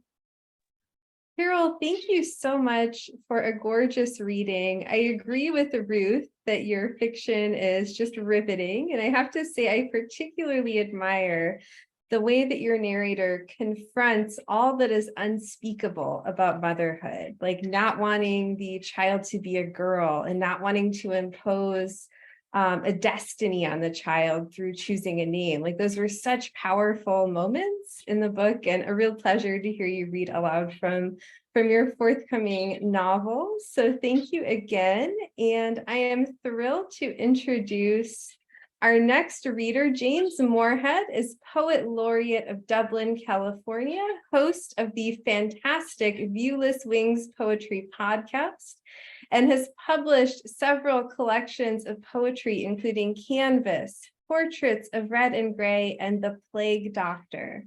James' poem Tethered was transformed into an award-winning hand-drawn animated short film. Gallery was set to music for baritone and piano, and his poems have appeared in the Ignatian Literary Magazine, Beyond Words Literary Magazine, and have won innumerable contests and have appeared in many other prestigious venues. I'm not going to hold you all hostage to James's formidable achievements as a poet, so please join me in welcoming him. I'm excited to be here. I'm at my older daughter's place visiting my new grandson, and I got off a red eye last night and took a nap. I am fully awake, but I'm also hiding away from the noises of the house. So I'm going to start actually with Tethered, which was turned into an animated short film, 750 hand-drawn frames by a wonderful animator in Italy. Tethered. I've long ago learned to ignore the rhythmic tug of the chain that tethers me to the ocean floor. A chill curls around my painted stripes as fog rolls toward a distant shore and wave-powered bells warn those sailing near. I hear passing ships cutting towards the Golden Gate and imagine their carefully stacked containers swaying in the swells. Later, fog fades, and California's sun steams dew from my metallic frame, unveiling the shore's outline once more. A seagull pauses, perched and chattering, singing me stories until trade winds lift her to dance above whitecaps. Soon, the season of storms returns, bringing fierce waves and wind to power the peals of my warning bells. Deep in winter, mist freezes to my metallic skin, crafting turquoise crystals that flicker in the moonlight. But in time, calm and warmth return, lit by the moon's waning crescent, mirrored on still water's glass. Do I measure time in seasons, or in dawns and dusks, or count the cycles of frost freezing, then dripping melted down my spine? Or do I set aside time and count the swells, or passing ships, or pods of dolphins, shivers of sharks, colonies of gulls? I dream of one day being released from my tether, my work complete, transformed into turquoise sea glass, smoothed by tides and resting on a shoreline beach, waiting to catch the eye of a strolling passerby. That's from my first book, Canvas. I'm going to read a few selections from my most recent book, The Plague Doctor, and I'll start with the title poem. And this book incorporates a lot of artwork and photography. The Plague Doctor. You shared a photo last Halloween, chilled by a veil of fog. Leather gloves stretched up and tucked into a blue velvet overcoat, cut high to shield your neck and folds. A bowler hat in rich black, covering blonde hair with blood-soaked tendrils, perhaps flowing out of the frame or tied up in a knot, filling the rounded crown. It is the mask I can't shake, spectacles for eyes, and a beak filled with dried flowers and spices, lavender rose, mint camphor, musty sweet in decay, stuffed snug to dispel miasma and plague-spreading smells that wait in the shadows for death to return. And I worked with an artist who does the incredible ink artwork, and she created 3 pieces of art inspired by the poetry. How I found you when the periodolia fled. First, you were concealed in bark, while over your shoulder the Golden Gate spit embers ignited by midsummer sun. Then I followed your slender finger to a herd of wild horses in the sky, mustangs drawn from ribbons of cirrus, galloping through cumulus with billowing manes of crystal. We stopped for cappuccino, and floating in the foam, an intimate apparition replaced the signature tulip. Startled, I whisked it away. You shimmered in the sculpted eyes of a sea creature dressed with scales, as needles dipped with powdered rust struck my skin again and again, carving a rocket-pierced heart. Later, we searched for sea glass while tides painted, then erased, mountain-like ridges in fading blacks and shifting grays until the Earth's rotation stole you away. This next poem was actually, it's funny what can inspire you. This is inspired by a very simple Instagram post by a friend, and then I took it in a different direction. Memoir of a starter. She crafted me from flour and water, named Jacob, as tradition suggests, in a redwood A-frame sealed dry by mud. I was set aside in the early days of spring, glanced at from time to time, then scooped, bubbling, into a freshly cleaned jar. My first child was baked in a wood-burning stove, the logs spitting sparks and laughing as I nudged the dough to rise, building a perfect cross-hatched dome. Later, placed high on a shelf, I eavesdropped as they shared stories of tracking deer and hunting fowl while tucked around a shaker table. Each day a piece of me was taken, kneaded and baked. The still steaming bread ripped in handfuls for welcoming neighbors, quelling a soured stomach before bed, or calming combatants after the screaming subsided until nothing remained except hints of fallen flour scattered among floorboards. One Sunday, a fresh jar appeared, pulled from a cupboard with a quivering hand. I was scooped into twos, perhaps equal, perhaps not. Her eyes to the ground, his hiding tears, a leather-wrapped trunk packed waiting by the door. This next poem, the last one I'll read from The Plague Doctor, and then I'll close with one more, also inspired a piece of incredible artwork, which I'll show in a minute. When you perform my autopsy, be prepared, for hidden beneath the clean shaven skin are gears, actuators, circuits, and optics. You'll find eyes made of glass that blink and dilate, perform the perfect wink, and when called for, even moisten with a tear. My fingers caress, dip cookies into milk, and delicately crack eggs, just like yours. But each knuckle is titanium, not bone. And if you creep behind me on a carpeted floor, you'll hear motors whir as we walk in step. I had to be wired up, you see, because a momentary lapse in judgment took my body, but spared my mind. But I'm a Potemkin village of a man, an illusion so real I haven't been outed for what I really am, an imposter, a shadow, an automaton, with blood replaced by oil for hydraulic muscles, and my memory merely quantum sparks that will vanish when fusion's chain reaction ends. Perhaps that's why I lie awake each night, staring unblinking into darkness, having forgotten how to sleep, my mind racing at the speed of light, trying to solve the world's problems, queued up to infinity. And that is how the artist interpreted that poem, which I will likely add as a tattoo to my right shoulder, if I have the nerve to do so. All right, I'm going to close with a short poem from my second book, which was Portraits of Red and Gray. The majority of the book documents a trip I took to the Soviet Union back in 1983 as a teenager, pre-perestroika. It was quite a phenomenal experience. But this poem is not from that series of Soviet Union poems. Lost and found. I nudge my reading glasses down, watching you rummage through drawers. My glasses. Where did I leave my glasses? You repeat to yourself, hoping for an answer. I quietly observe this well-scripted, tightly performed scene on the family room stage as your fingers fumble until, in exasperation, you set down your book and walk away.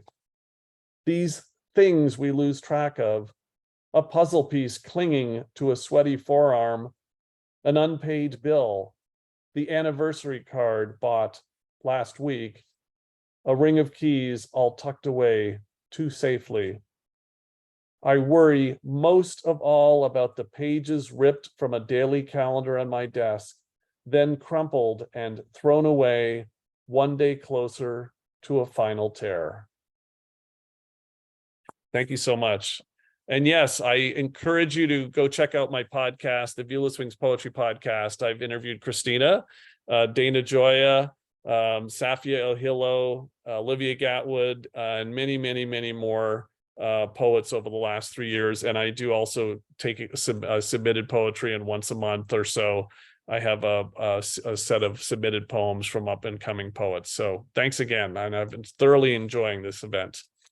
Thank you so much for a gorgeous reading. I have to say, like, you really expand our sense of what is possible within an acrostic poem. I admire so much the way that your poems add a layer of possibility to the artwork that you're inspired by or working with. You really add a layer of possibility to the artwork through your use of metaphor, through the incredible sonic textures you create, and through your gifts as a storyteller. So thank you again for an incredible reading. And I have to say, you should all definitely check out the Viewless Wings Poetry Podcast, because in addition to being an incredible poet, James is also a gifted interviewer and reader of poetry. So check out Viewless Wings.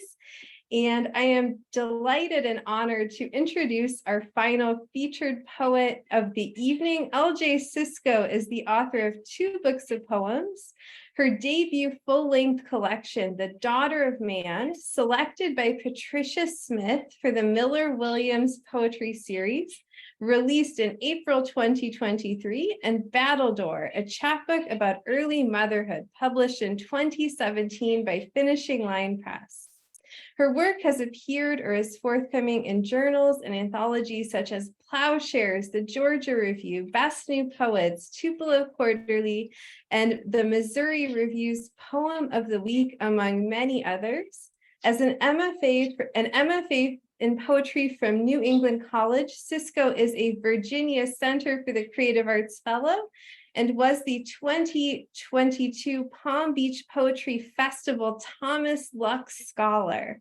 Also a prose writer, Sysko's work was selected as a finalist in the Georgia Review's inaugural Prose Prize, judged by Janine Capo-Crusette, as well as in the Bellingham Review Annie Dillard Award for Creative Nonfiction and the Pinch Literary Awards. It has also been honorably mentioned by Zoetrope Allstory, judged by novelist Anthony Mara. A former high school English teacher, Sysko now writes full-time as Director of Executive Communications at Delaware State University. She lives in Wilmington, Delaware with her family. Please join me in welcoming LJ Sysko.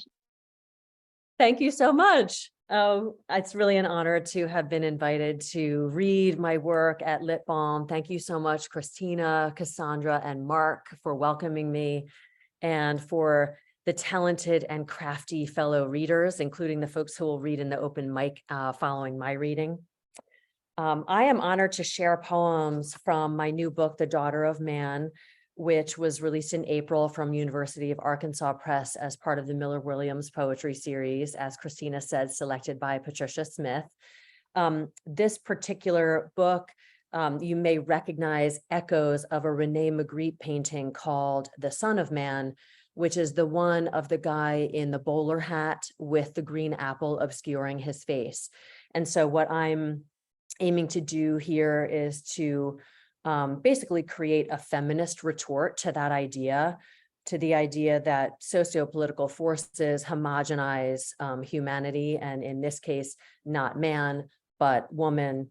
And I'm contemporizing it and setting it to start in the 1980s suburbs of America. So all of that sounds very serious, and it is, but damn it, we're also going to have some fun. There's a little bit of humor in here too. The first poem is called Barnegat Light, which is a shore town in New Jersey. And there is a 1980s video vixen named Tawny Katane mentioned. You may have a mental image of her writhing on the hood of a car, maybe not. Barnegat Light. In the 80s, my sister, homecoming queen and prom queen, with Tawny Katane teased hair and big boobs, got knocked over by a wave on this very beach and walked up toward our chairs unwitting.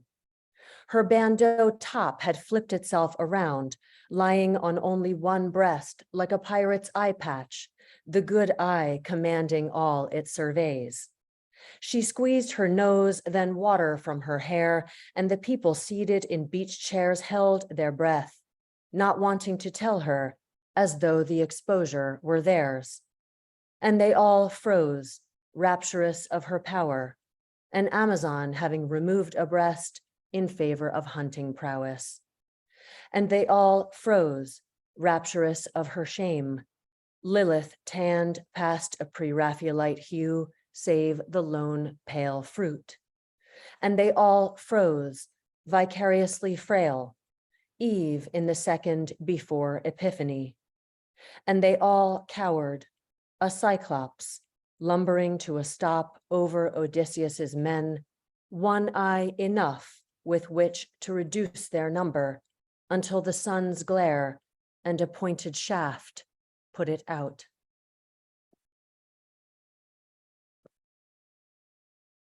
This book has a few self-portraits in it, and this one is called Self-Portrait as Molly Pitcher.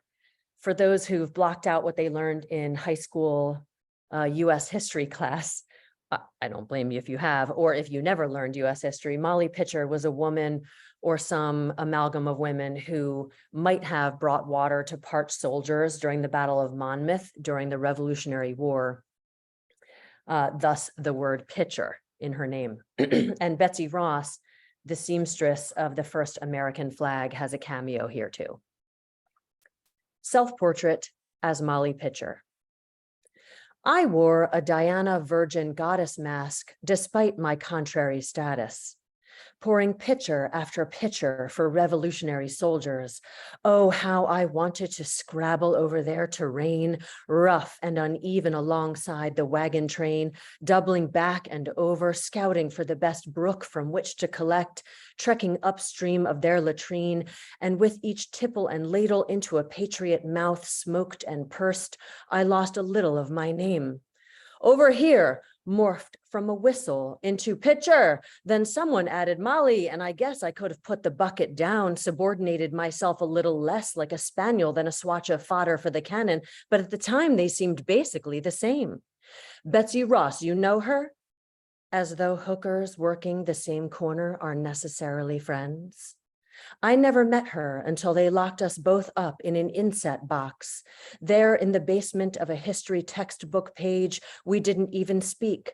My role was only pathetic volunteer, keeping parched heroes hydrated, but Betsy, she stitched and sewed their symbols together.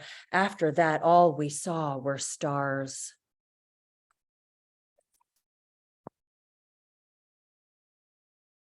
The next poem that I would like to read is called MILF, and it has an acronym. It is an acronym for Mother I'd Like to Fuck. It basically comes from porn culture, and probably the rest can remain unsaid, except for what I've written in this poem. MILF. The M's self-explanatory. The I is a boy man's first-person perspective, a set of eyes evaluating her body's sensual potential relative to his anticipated pleasure, A furtive cost-benefit analysis, taking into account hidden value against asset depreciation. L stands for like, but it's the K in like that I like for its indecorous clack of tongue against soft palate, followed by a tiny capitulating exhale, breath that subordinates itself to the future's pulsing throb. A throb I can feel from here as I stand at the gas pump near a boy man topping off his already full tank with aggressive lever pumps. He's like a nearly satiated baby, nodding off to sleep but awakening with a start once the nipple pops free of his lips. He's got a clamping latch and loud complaining colic. That cry is going to shatter your nerves, the nurse said to me postpartum, and my firstborn, my daughter, did. But I got my nerves back, or we grew them anew together. My favorite nerve still the one connecting my nipple to my contracting womb. I'd never have known how animal and wild I am but for that burning flare, casting light enough by which to survey the ground of my body's farthest biomes. Boy man at the gas station doesn't know nipples or nerves or wombs from Adam, but judging from his handling of this moment, he knows what the F signifies. His thoughts transit from M to F seems quick, prematurely coming, without verification of my M status or the length, depth, or breadth of his own L. What I think he knows best is I. He's an I expert, giving tours of local erect monuments to being, and his being wants me to know he sees me being, I to I. And for that, I thank him. His is an affirmation of a kind here at pump number 3. Even as his gaze travels across my body, he's tearing the receipt hard and fast away from the pump, crumpling it in a clenched fist as his eyes move like the jet stream that rakes then dips across America's breadbasket, dropping heat and moisture down and down before rising up and peeling out to sea in a Ford F-150.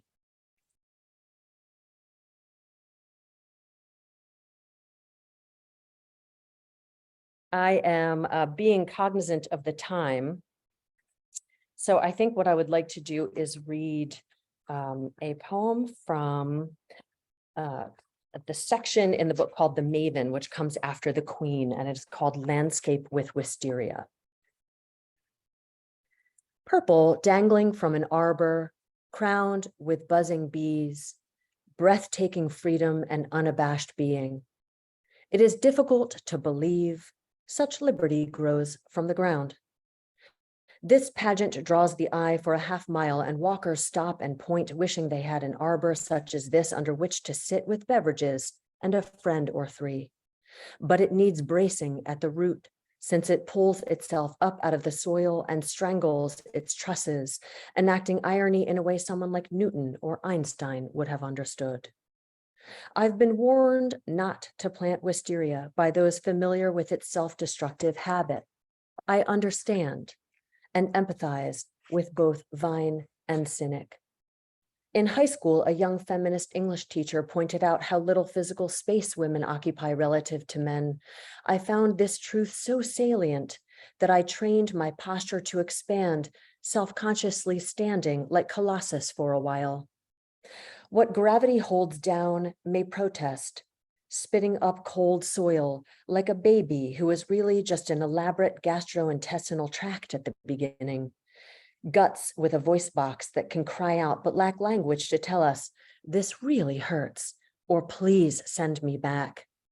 Being new to this earth, babies settle for curling fingers around ours or scraping their own tender faces with sharp fingernail edges, not knowing yet, of course, as we do, that they themselves are pain's cause, that their hand belongs to their brain and will take commands in due time, as long as greater forces permit. There will be paper hats shaped like cones for such occasions, and numbers tied to the mailbox riding the wind. As long as blooms attend the party in fragrant, fruitless pursuit of heaven, it will have been worth it. and bees show up wearing gold knee socks knit of future flowers. I will have more of this, even if I have to build something sturdier for it to ruin.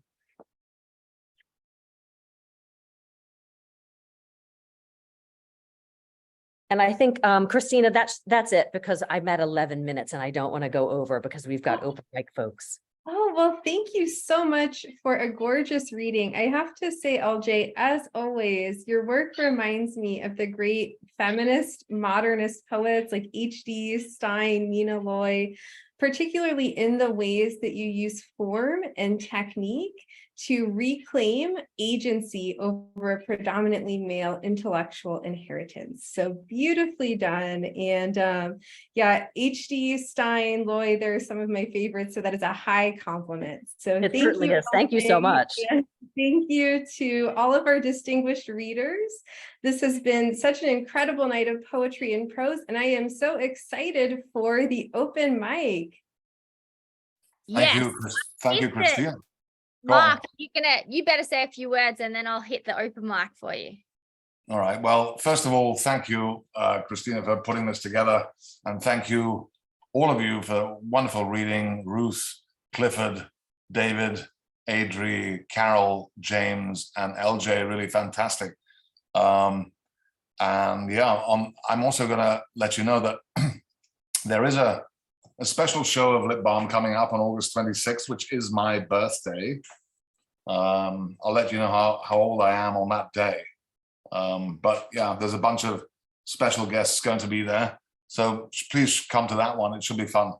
And then on September 9, we have the poet John Hennessy, the fiction writer and poet Ruth Friedman, and Nathan McLean as well. So join us for those shows. But of course, in the meantime, we want to hear from our open micers. What do we have today, Cassandra? I've missed my babies. I haven't seen them for ages, and we've got some newbies too. So we have to kick off open mic with John Wessick because it's a Wessick world, and he has a book out which he's going to put in the chat, aren't you, John? So everyone can get a copy. Anyway, Oh, he's running. there's the book. Okay. It looks So- like he came out of the wombat's mouth. Then it was weird. Yeah, it's kind of strange, isn't it? The Book of Questions. Do penguins cheat on their income taxes? Did telegraphs cry after the last episode of Inspector Morse?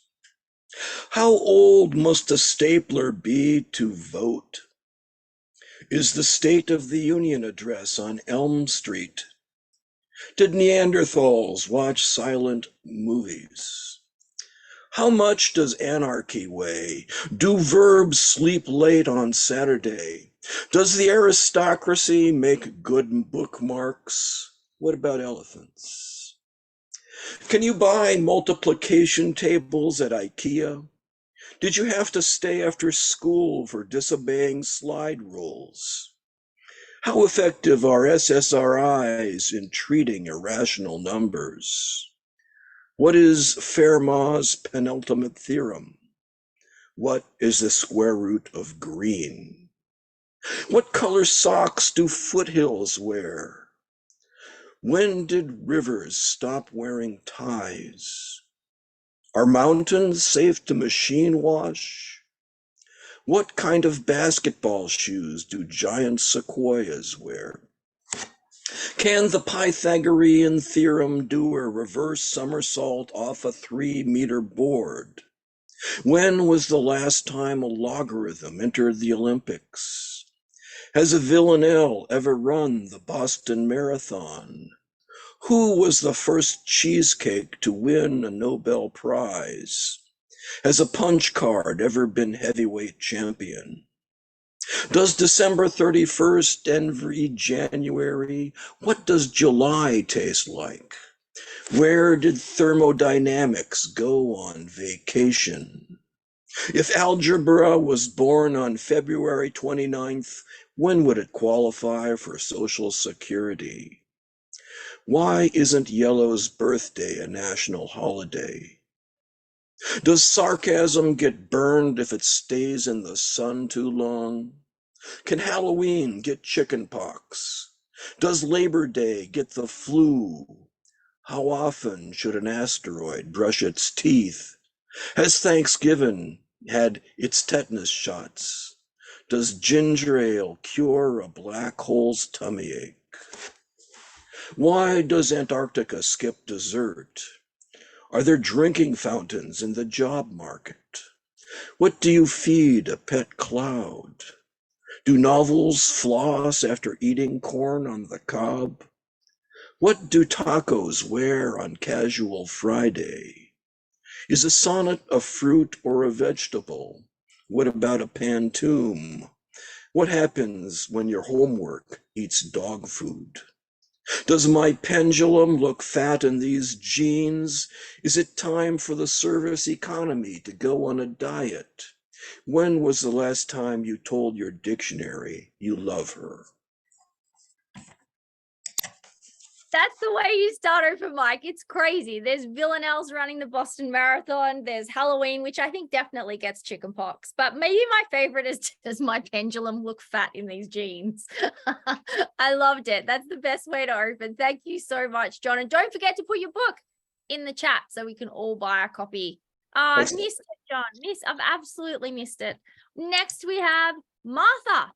Martha, are you ready to give us something for open mic? Yes. I thought I would give you something very short given the time. Quansaba for Ursus Kamchatka. On cliff's edge, grasses are bent oval, where bears rest to view sea and sky. Break to breathe in this wild beauty, as we might sit on museum benches, probing layers of meaning in alien paint, or ponder words in poems. Facing the wind, fierce bears gaze in quiet reverie. That was gorgeous. I loved the visuals in that. Bears resting to see sea and sky. I thought it was absolutely gorgeous. It was a little morsel for us. Thank you so much. I hope if you're around, you'll read again for us. That was great. Bill, you are up next. Is Bill around? I'm not sure. He may not still be with us. We may have to. No, Bill's there. Bill's there. He's there. Bill. Hang on, I'll ask you to unmute officially, but you should be able to unmute. I'm dying to hear poems. Is like tension. Thank you. Given all the fires we were having around the world, I'll read from my latest book, Continent of Fire, from Kelsey Books, and this is the title poem, Continent of Fire. At plains and prairies' end, sharp mountains loom, obscured by residue of fire. Many dim gray columns of smoke rise, slanted like sunbeams, reversing, it seems, the old image of radiant grace, a sign to score the acrid skies. In highland plateaus, in desert depths, brushfire haze buries the mind, works that lord over days of dry and closed cities. Over many more mountains, down the last rounded hills to the shore, high chaparrals left seared, beige and brown. Evening smolders away our power over night.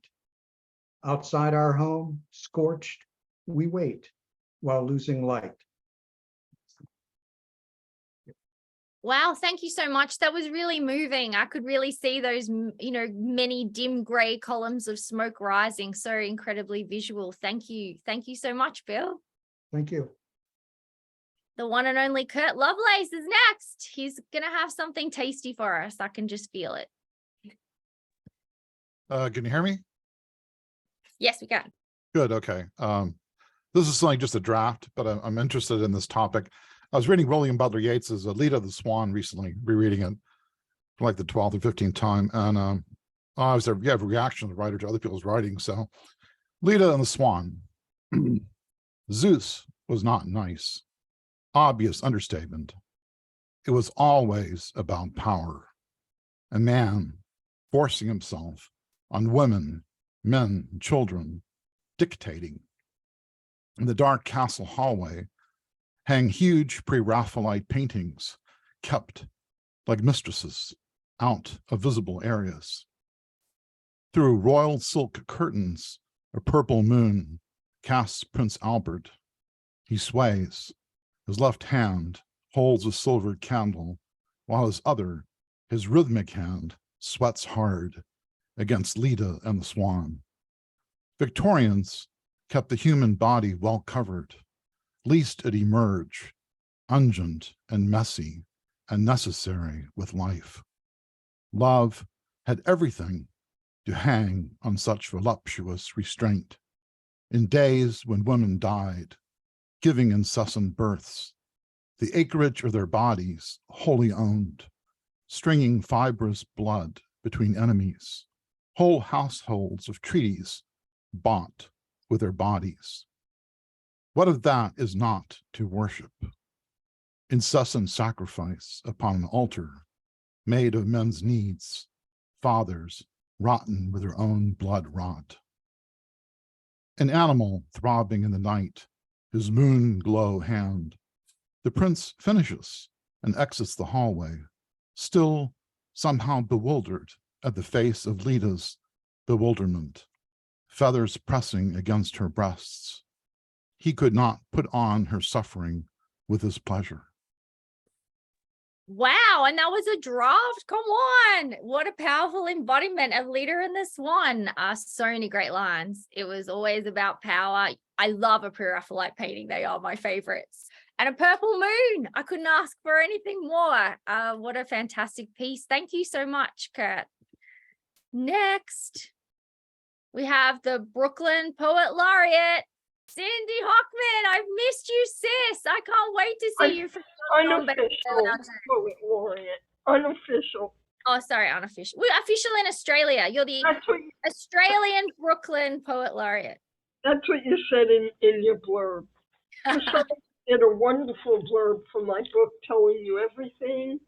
It's a great book. Thank you. I'm proud to say that in the 2 months since we last met, I've written exactly one poem.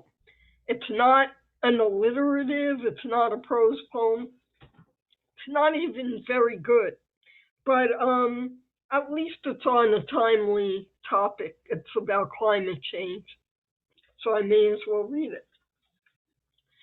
The macrocosm is a hot mess, that's what it's called.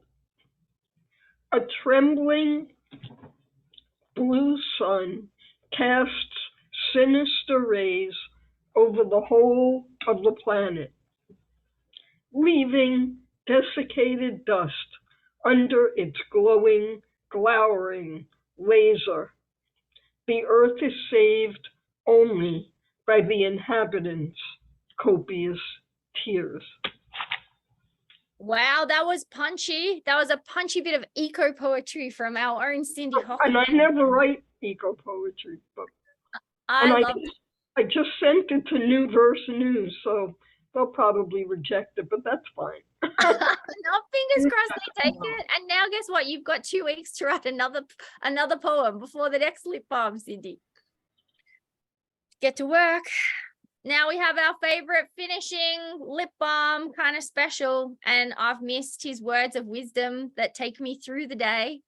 Bob from his kitchen. We don't know where his dishcloth or his tea towel is going to be this week. It's always fairly riveting, but really his information pieces, or sometimes he gives us something completely different, are the little bits that we carry with us because he's always got something philosophical. I hate to build it up, Bob, but you know. Not too much to live up to. Take it away. Okay. Information.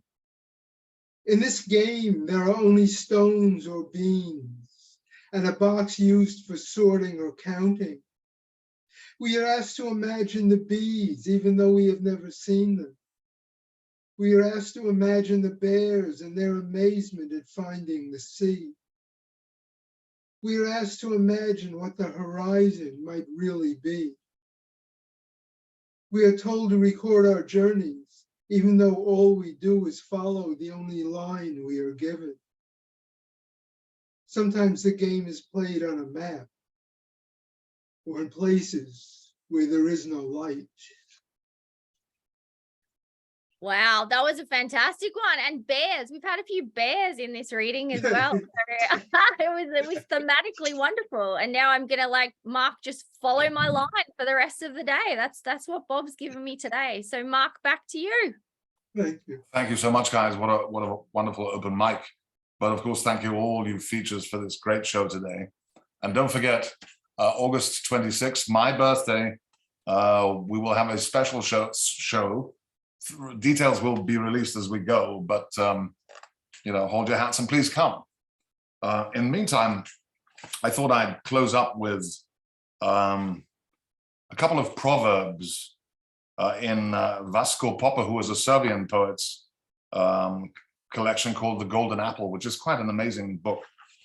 And there are 4 proverbs, and they're very short. Watch out for secret coals. When your enemy is an ant, fear him like a lion. Sit crooked, but talk straight. You can't block out the sun with your hand. Thank you so much, everybody. What a wonderful show. Have a great evening and see you next time. Thank you. Thank you. Good night, everybody. Love and bears. Mwah. Thank you, everyone. Love and Thank you so poetry. much.